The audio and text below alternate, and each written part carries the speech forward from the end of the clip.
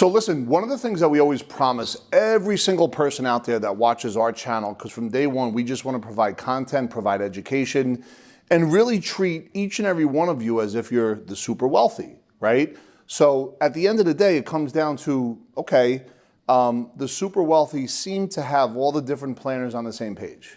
Or at least that's what we think they do, these family fractional offices, whatever the case may be.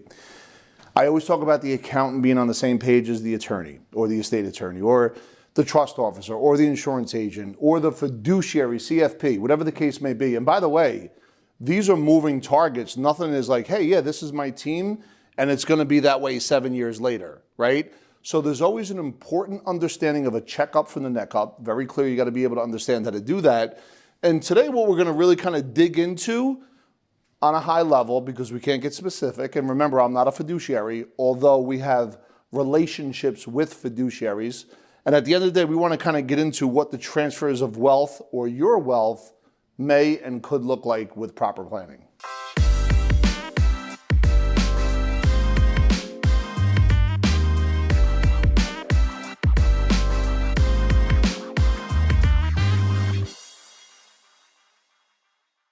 Okay, so listen, when it comes to sales and marketing, there's always all different strategies, and you out there every single day are exposed on a minute-to-minute basis, whether it's your friends, whether it's Instagram, whether it's TikTok, whether it's Facebook, all the different social media platforms, somebody or something is always trying to sell you something.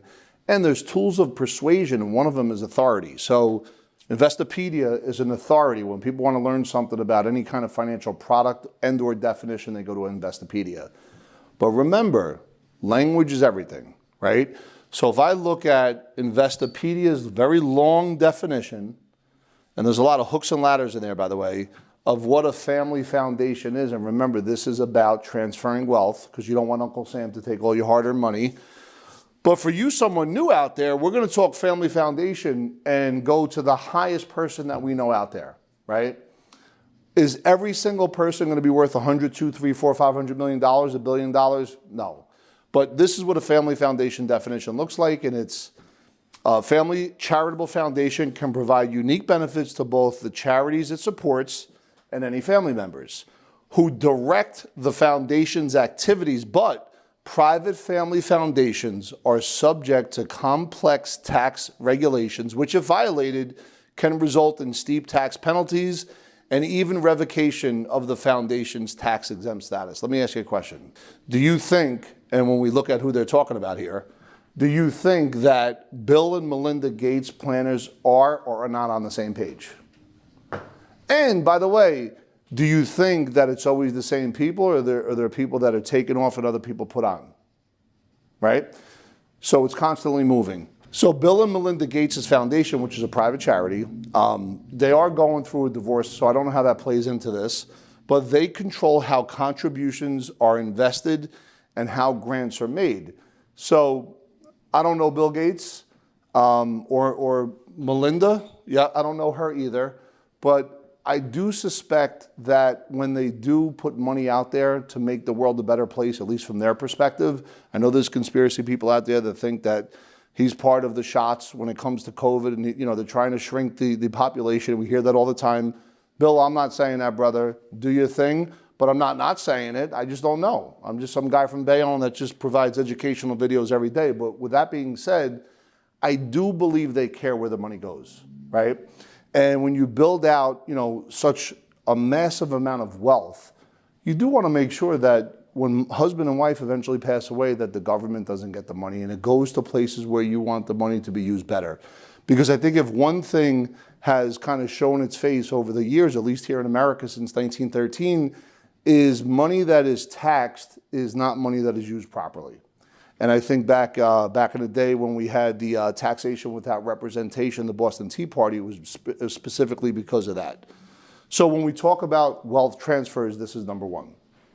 So look, let's talk about wealth transfer number two. I like this one. Not that I didn't like the other one, but this isn't, you don't have to be the wealthiest person in the world to take advantage of this. And it's called charitable giving, CRT, which is a charitable remainder trust.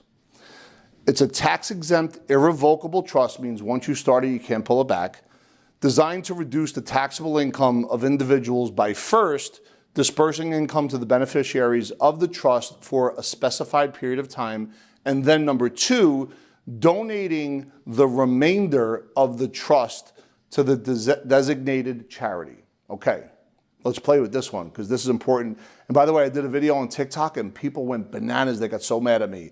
This is not meant to trigger anybody. But at the end of the day, you got to really understand what things look like and how taxes work. And I think that when you look at this, I love the fact that you could still benefit the charity that's true to your heart and be able to take advantage of the tax benefits on other products that you own. So here's my example. And as we play through this, it's important you understand I'm going to just use general numbers. I'm not going to be specific because I don't know what tax law is going to be 5, 10, 15, 20 years from now, real estate values or insurance policies. But here's something you should think about. If you are wealthy enough and you own real estate. So let's say you're 65 and you have $3 million in a 401k, right? And let's say you have $3 million in rental real estate or commercial real estate. I'm just going to keep the numbers balanced. And at the end of the day, if you're smart, that you're $3 million in the 401k. So stay with me on this video because I'm giving you some high-level strategy planning right now that, by the way, I'm not a fiduciary. Call your accountant and validate everything I'm saying and double check everything at all times. With that being said, $3 million 401k, $3 million inside of real estate. We know that if we take money out of a 401k, we're going to get taxed at ordinary income. And we know if we wait, they're going to force us to take it out at age 72, right? So there's some folks out there that are very wealthy that have a lot of real estate and money in a 401k, and they try and play the game of, like stretching the 401k or taking the least amount as possible. The truth is that is exposed to so many different things. I'm talking about the 401k as time goes on, whether it's taxes, fees, lost opportunity cost, as well as sequence of return rate risk on everything I just mentioned. However, double check everything I say. Now, $3 million in real estate, $3 million in 401k, right? The real estate's producing rental income.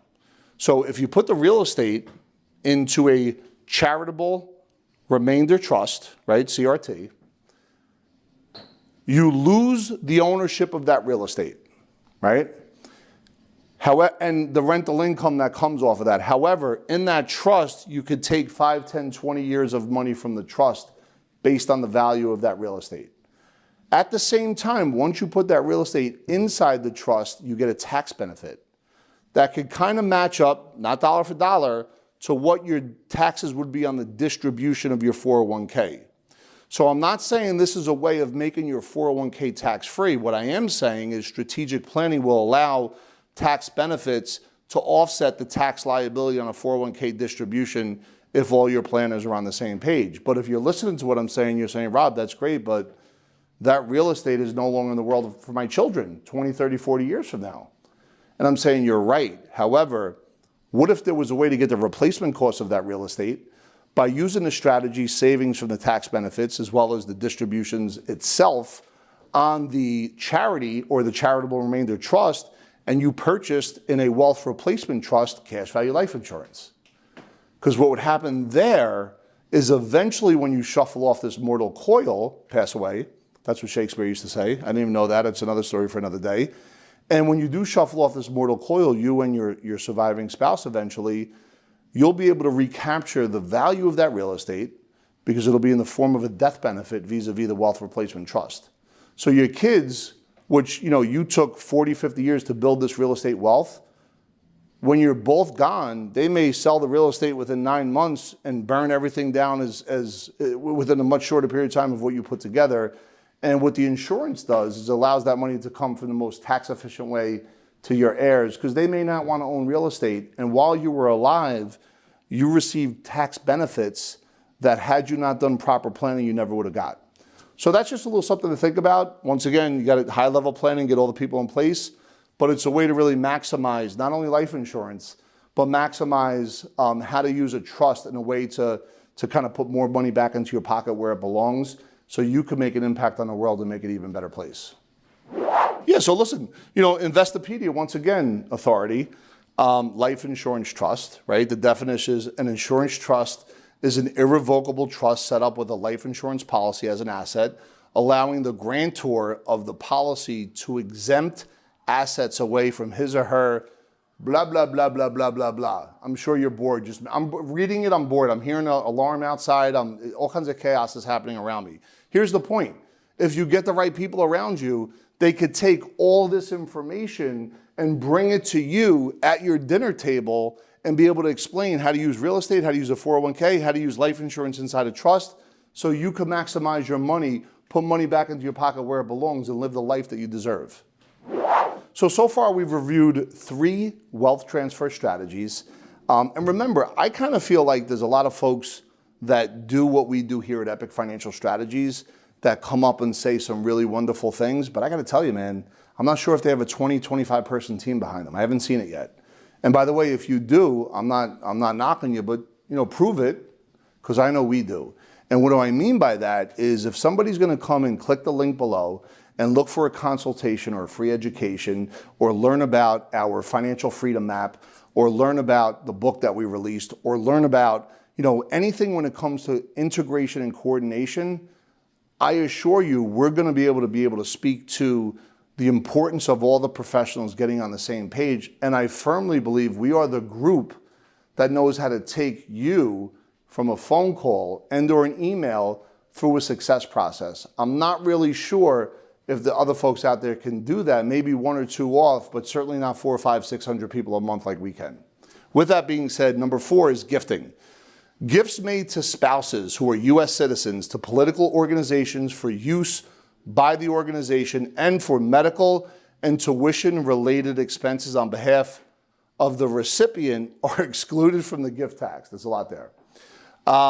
Basically, for 2019 and 2020, the annual gift exclusion was $15,000 per recipient. All right, folks, listen, I'm going to keep this real simple and give you an example. Think of a married couple with 4 children. And because of gifting, and this means removing money from the estate later on, mom and dad to each child can give $15,000 each per year. So that means each kid can get $30,000. And it could happen every year. Now, because we live in a world that all the messaging is based on linear numbers, but any kind of strategies is based on exponential concepts, this 15,000 can be a number that goes higher or lower based on where we're at in the future. What I do know, in 2021 it's at 15, but it does in 2022 go up to 16. But always remember, I don't know when you're going to see this video. It could be next week, could be in 2 years, it doesn't really matter. Always double check and validate what I'm saying for your own benefit. So look, we went over 4, and in the 4 we did mention life insurance as one of the example strategies when it came to a charitable remainder trust. But some people don't have trusts, right? Some people just have life insurance. And life insurance is something, if it's done properly, locks into the future, let's call it wealth of what somebody may have, especially if you're in the wealth accumulation phase right now. So when we look at life insurance, in our experience, the most efficient is life insurance, because especially if there's a husband and wife and one of them passes away, shuffles off this mortal coil, Billy Shakespeare style, the surviving spouse gets this tax-free. Right? Now, the death of the second spouse is what really triggers the estate tax. But if you're looking to understand life insurance as the ability to spend money down in life and use it as a replacement, you always want to make sure there's the right kind of plan. I'm going to tell you one quick story. A couple of years back, I started working with some really good thought leaders in this business, and they started to educate me on certain type of life insurance strategies. And in this scenario, it was a premium finance strategy. But during that time, they brought in a specialist that understood how to sell life insurance. And really what he was an estate attorney. And the truth be told, I'm not even going to give a name. What he was bringing, at least in my opinion, was financial malpractice. And hear what I'm going to say right now. But that's what he was taught, so I'm not mad at him. But I'm glad I stuck with the courage of my own conviction. So this gentleman was telling me that the couple we were going to go meet, we should do a second to die policy, right? And this is why it's always important to get opinions. And it's always important that if you're going to get varying opinions, you put the people together and let them talk it out. The second to die means a husband and wife buy a policy, and the death benefit comes when the second spouse dies for the sole purposes of paying the estate taxes. So when I brought this case to this specialist, that's what he proposed to me. But I called my private coach on the side. I said, boom, boom, boom, boom, boom, told him the whole story. And he goes, what? Tell him what you want to do, go do it, and you could still let him be part of it if he understands who you are. So I did exactly that. Long story endless, we purchased a premium finance policy for my client that not only owned a transportation company, but north of 180 pieces of real estate in 3 or 4 different states. And lo and behold, this guy was very healthy, beautiful soul, one of my mentors. COVID hits, although this wasn't what caused him to shuffle off this mortal coil. But because of COVID, 2 things were happening. People weren't paying rent, and the transportation company he owned, there was no schools open, so they weren't using buses to take kids to school. During COVID, he did pass away unexpectedly. And had I done the second to die policy, his wife would not have received a check. I'm not going to give a number, but I'm going to tell you it was north of 6 figures plus, right? I say that because, not that I'm bragging, but one of the greatest feelings, and there was so much emotional turmoil over this, one of the greatest feelings to know was that the family financially didn't have to skip a beat. And by the way, this family unit is very tough. What I mean by that is they're connected, they're together, they understand the value of money, they understand what relationships mean. And for any of you advisors out there or agents, you want to make sure that your relationship with your clients, there's a full understanding of who they are, what their roles and responsibilities are. And when I look at wealth transfer number 5, my client's wife is still alive. She now owns the business. She now owns the real estate. She hasn't skipped a beat financially, and it's been almost a year and a half, since the passing, and not a dollar's been taken out of what we've created. And that is one of the greatest feelings of fulfillment that I've ever felt in my life. So I think for you out there, you don't have to be worth $1 million, $5 million, $10 million, $20 million to start thinking about and understanding what this is, because I do believe in intentionality. And if you're an entrepreneur and you really create your own financial strategies and mindset, eventually, if you start researching this now, you will be so well off that you're going to have to exercise one of these strategies. Anyway, thanks for checking in. Go ahead and click the link below. If you have any questions or comments, add them below. If there's any videos that you want us to shoot, please say so. And at the end of the day, I want to thank you for constantly checking into our channel. Every day we provide education. We're looking to serve any way we can. And when it's all said and done, it's always important to get all your planners on the same page for your benefit. Hey, listen, thank you so much for watching. Go ahead and hit that subscribe button and ring that bell. And by the way, check out this video over here.